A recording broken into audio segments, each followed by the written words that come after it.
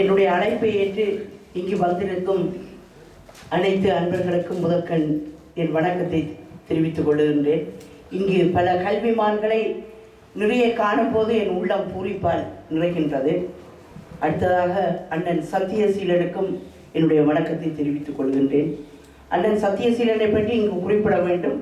அந்த நாட்களில் நான் லண்டன் முரசோடு தொடர்பு கொண்டிருந்த காலகட்டம் 1969. அந்த காலகட்டத்தில் எங்களுக்கெல்லாம் ஒரு கதாநாயகனாக விளங்கியவர் தான் அண்ணன் சத்தியசீலன். என்னுடைய கனவே சத்தியசீலனை எப்போது பார்ப்பேன் என்றிருந்தது. அது 75ஆம் ஆண்டளவில் சிறை மீண்ட இளைஞர்களை சந்திக்க போகும்போது தான் அவரை சந்திக்கும் வாய்ப்பு எனக்கு கிட்டியது. நான் அங்கு போனதே நானும் கல்யாணியும் அண்ணன் சத்தியசீலனையும் காசியானந்தரையும் பார்க்க வேண்டும் என்று ஆவலித்தார். இப்பொழுது அவரை இங்கு பார்க்கும்போது எனக்கு உள்ளம் மகிழ்கின்றது. ஏனென்றால் நாங்கள் ஆரம்பகால போராட்டத்தில் ஈடுபட்டவர்கள் பலரும் மிக ஒற்றுமையாக ஒன்றாகத்தான் இயங்கினோம். அவர்கள் பிற்காலங்களில் பறந்துபட்டு பல திசைகளிலும் பரவிவிட்டார்கள், வேறு வேறு திசைகளில். ஆனாலும் கூட நான் அன்று நேசித்தவர்களை இன்றும் நேசிக்கின்றேன். உதாரணமாக காசியானந்தனை கூட எப்போது சந்திப்பேன் என்று ஆவலில் இருக்கின்றேன். அவர் இப்போது கருத்து முரண்பாடுகள் நிறைய இருக்கலாம், ஆனால் எங்களுக்கு எதிரிகள் போன்ற மனப்பான்மை இல்லை. இந்த மனப்பான்மை இருந்திருக்குமே ஆனால் தமிழீழ போராட்டம் எப்போது வெற்றி பெற்றிருந்திருக்கும். அவர்கள் பலரும் குறிப்பிட்டு விட்டார்கள். நான் இதை திரும்பவும் கூறிக்கொண்டிருக்க விரும்பவில்லை. அதாவது எதிரிகளுக்காக எடுக்கப்பட்ட தூக்கப்பட்ட துப்பாக்கி எம்மவருக்காக எப்போது திருப்பப்பட்டதோ அன்றுதான் போராட்டத்துக்கான தோல்வியின் வித்து மிக ஆழமாக ஊன்றிவிட்டது. அடுத்ததாக இன்னொரு பிட தோழர் நந்தன் அவர்கள் பேசும்போது சொன்னார், தவராஜா கொழும்பிலே தான் இயங்கியவர், யாழ்ப்பாணத்தில் இயங்கவில்லை என்று. அது பெரிய தவறு. கூடுதலாக இருந்தவர்கள் யாழ்ப்பாணத்தில் நிறைய இயங்கியவர். எங்கள் வீட்டில் போய் வந்து கொண்டிருந்தவர்களில் அவரும் ஒருவர். அவரோடு தான் நாங்கள் கிராமமாக ஊராக பெண்கள் சென்று இயக்க வேலைகளை பார்த்தோம். ஏனென்றால் மற்றவர்கள் ஒரு நாள் நான் சந்திரமோகனை நாங்கள் கூட்டிக் கொண்டு போன போது அவர் இடையிலேயே தான் வரமாட்டேன் என்று சொல்லி திரும்பி போய்விட்டார். வேறொருவரும் அப்படித்தான். ஆனால் தவராஜா அப்படி இல்லை. மிக மிக பொறுமைசாலி, மிக அழகாகவும் கற்கிப்பார். மிக அவருடைய பொறுமை இது யாருக்கும் இல்லை. அந்த பொறுமை கருதி அவரைத்தான் நாங்கள் கிராமமாக கூட்டிக் கொண்டு செல்வோம். அதை நான் என் புத்தகத்திலும் குறிப்பிட்டிருக்கின்றேன். நாங்கள் இந்த கிங்ஸ் ஆஃப் சேன் படங்களை நேற்று எனக்கு காட்டினார். அந்த கிங்ஸ் ஆஃப் போராட்டத்தின் விளைவாக மிக பலமாக பாதிக்கப்பட்டு பலத்த இடிபாடுகளுடன் காணப்பட்டாலும் அங்கு ஒரு புத்தர் சிலை நேர்த்தியாக அமைக்கப்பட்டிருக்கின்றது. இது இந்த புத்தர் சிலை அமைப்பதை பற்றி ஒரு சிலர் கருத்து சொல்கின்றார்கள். அவர்கள் அதாவது நாங்கள் எல்லாம் சகோதரத்துவத்துடன் இருக்க வேண்டும். புத்தர் சிலை என்னடா அவர்கள் கொழும்பில் இருக்கிறார்கள் தானே, அப்படி பரவி வந்தால் என்னன்ற மாதிரி.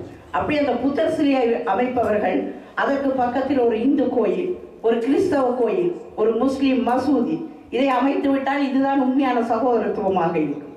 இந்த புத்தர் சிலையை நிறுவுவது எமது நிலங்களை அபகரித்து எம்மவர்களின் தார்மீக உரிமைகள் அனைத்தையும் பறித்து அவர்களை அரசியல் அனாதைகளாக்குவது என்பதை நான் இங்கு வலிவாக கூற விரும்புகின்றேன்.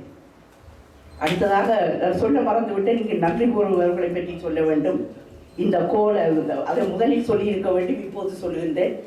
இந்த மண்டபத்தை எமக்கு இலவசமாக தந்துதவிய நண்பர் கரீன் அவர்களுக்கும் மற்றும் ஒளிபெருக்கிய தந்துதவிய தோழர் அரவிந்தன் அவர்களுக்கும் மற்றும் வீடியோ உதவியை செய்த சோதிலிங்கம்